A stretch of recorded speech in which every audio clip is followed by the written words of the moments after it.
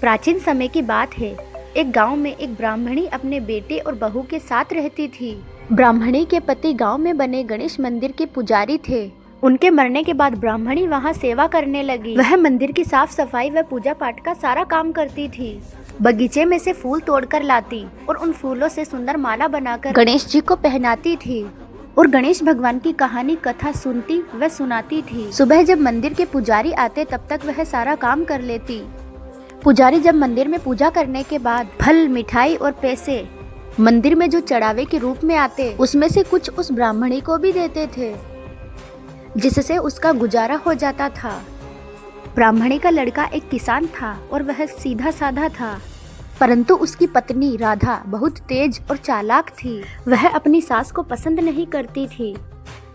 ब्राह्मणी दोपहर को घर आती तब उसकी बहू मंदिर से लाए हुए फल और मिठाइयों को अपने रूम में ले जाकर छुपा देती और सूखी रोटी, पानी, मिली हुई सब्जी ब्राह्मणी के पास लाकर रख देती थी। जब ब्राह्मणी बोलती कि यह कैसा खाना बनाया, तब बहू लड़ने को तैयार रहती और कहती जैसा हम खा रहे हैं वैसा ही आपके लिए बनाया पर असलियत में उसने कुम्हार से ऐसी हांडी बनवाई थी जिसमें 2 भाग थे। वह एक तरफ अपनी सास के लिए सब्जी बनाती और दूसरी तरफ अपने और अपने पति के लिए बनाती। जब परोसती तब पानी मिली सब्जी ब्राह्मणी को परोसती थी।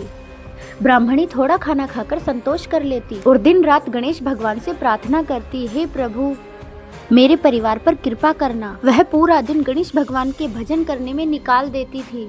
गणेश भगवान की कृपा से किशन का कारोबार अच्छा चल रहा था। वह शाम को बहुत पैसे लेकर आता था, परंतु राधा किसी को भनक नहीं लगने देती थी। वह हमेशा गरीबी का रोना रोती रहती थी। इसी कारण उसकी सास परेशान होकर पूरे दिन गणेश भगवान से प्रार्थना करती रहती थी। ऐसे ही दिन बीतते गए। एक दिन उसके द्वार पर एक बूढ़ा ब्राह्मण आया और भिक्षा मांगने लगा, परंतु राधा ने उनसे कहा कि अभी खाना नहीं है, जहाँ से आए हो वहीं पर लौट जाओ। तब ब्राह्मणी उस मंदिर से लाए हुए प्रसाद को उस ब्राह्मण को दे देती है। यह देखकर ब्राह्मण बहुत खुश होता है। जब वह वहाँ से जाने लगा तभी उसका बेटा किशन वहाँ आया और उसने ब्राह्मण का अच्छे से आदर सत्कार किया और आग्रह करने लगे कि आज हमारे यहीं भोजन करे।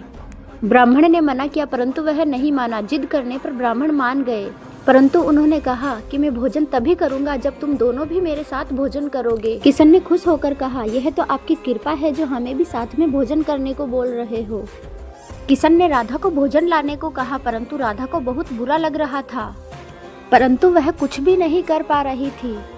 उसने भोजन परोसा। किशन ने कहा, गुरुजी पहले आप भोग लगाइए। ब्राह्मण ने सभी की थाली देखी तो ब्राह्मणी की ओर पानी मिली सब्जी दिखी। ब्राह्मण उठ खड़े हुए और बोले, मैं वहाँ पर भोजन नहीं कर सकता जहाँ पर अतिथियों का सम्मान नहीं किया जा सकता। यह बोलकर वह उठ खड़े हो गए।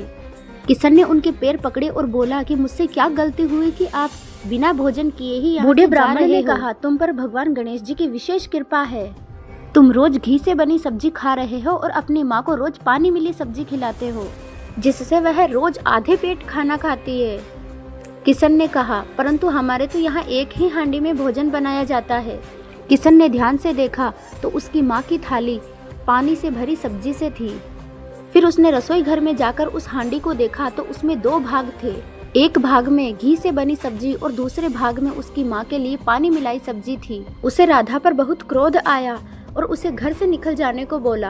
राधा बूढ़े ब्राह्मण के पैरों में गिर गई और क्षमा मांगने लगी। तभी वे बूढ़े ब्राह्मण गणेश भगवान के रूप में प्रकट हुए और कहा, तुम्हारे घर में जो भी धन धान्य है वह तुम्हारी सास के पुण्य का कारण और तुम्हारे ऐसे कर्मों से तो तुम्हें एक वक्त का भोजन भी नहीं मिल सकता। किशन और राधा दोनों ब्राह्मणी के पैरों में गिरकर माफी मांगने लगे। ब्राह्मणी ने उन दोनों को क्षमा कर दिया और गणेश भगवान ने कहा, जिस घर में बुजुर्गों का सम्मान नहीं होता वहाँ कपट होता है, वहाँ पर मेरा वास नहीं होता। यह बोलकर गणेश भगवान वहाँ से अंतर्ध्यान हो गए। अगर दोस्तों आपको मेरी वीडियो पसंद आए तो इस वीडियो को लाइक करके कमेंट में श्री गणेशाय नमः जरूर लिखें।